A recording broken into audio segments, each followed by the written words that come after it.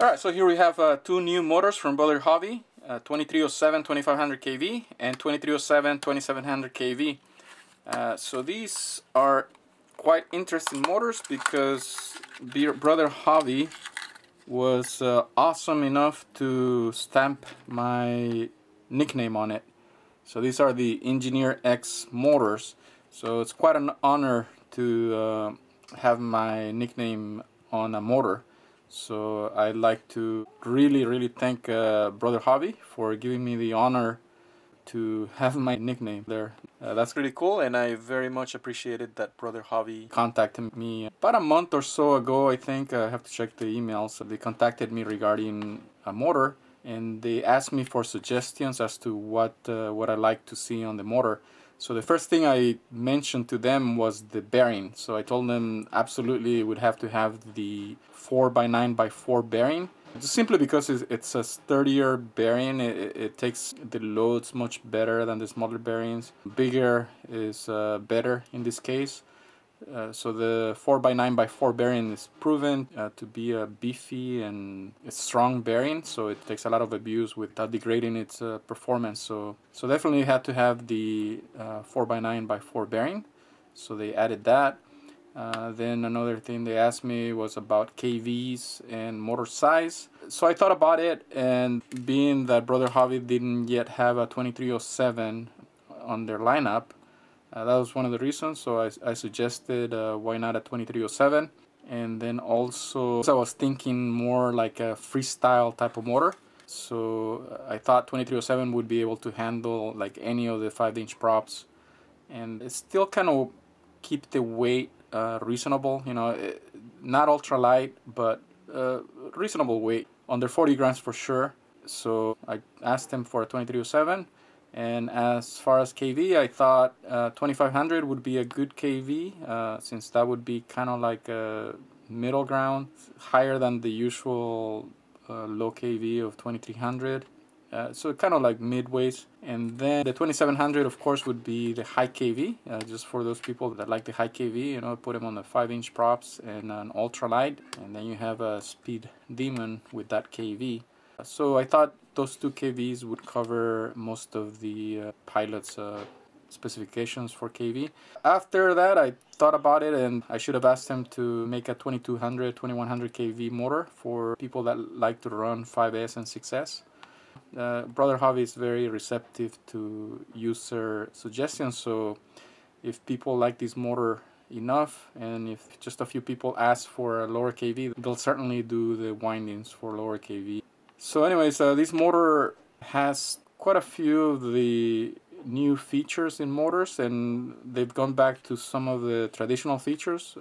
As far as the armature, as you can see, it's a full enclosed armature on the motor. The base is a full base, and they said the reason is just because they wanted to keep the shape of the motor. As you can see, it's a round shape, kind of like an orb. Don't go and call it EngineerX, you know, it's not the EngineerX, it's EngineerX, so no eggs here. So it's kind of like an orb. So you know, they wanted to keep that round shape to it, and they thought the base would add to that. Because I did ask him if they would think about doing a naked bottom, and they did also tell me that they were gonna try to reduce the weight. So I don't know if they're gonna accomplish that for sure. It's gonna be interesting to see if on the final release version, if it's gonna be the same weight or if it's gonna be the reduced weight. But it's not gonna be by that much, maybe a gram or so, you know. That's good. BrotherHobby is always trying to maximize the weight savings, maximize performance any which way they can. So as far as the components of the motor, you can see it's got the single piece shaft, and I don't have the exact specs for the motor yet, so I don't know yet if the shaft is titanium, but it certainly feels and looks like a titanium shaft.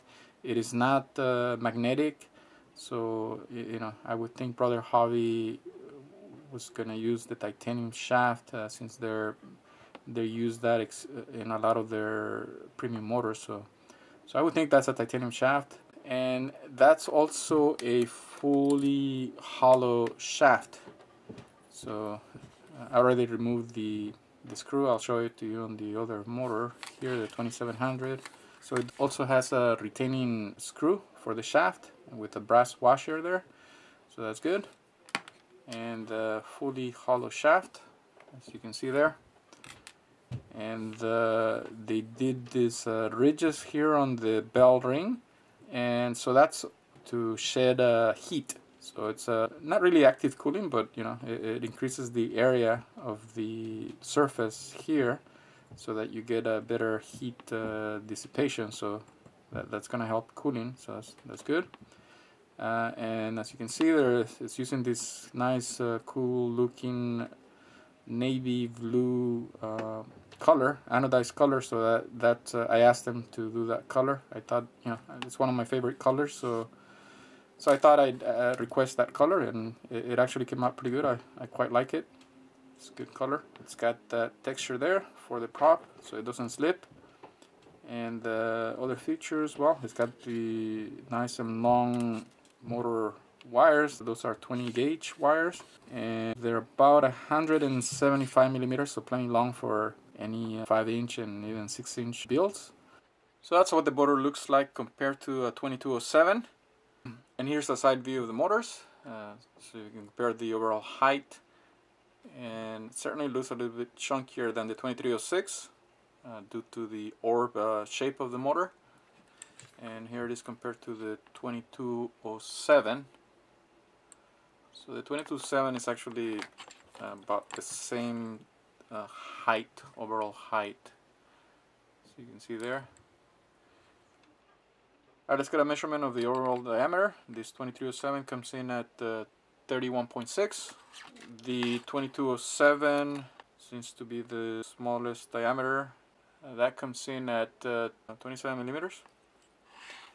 And the 2306, and that's the R5, that comes in at 28.2.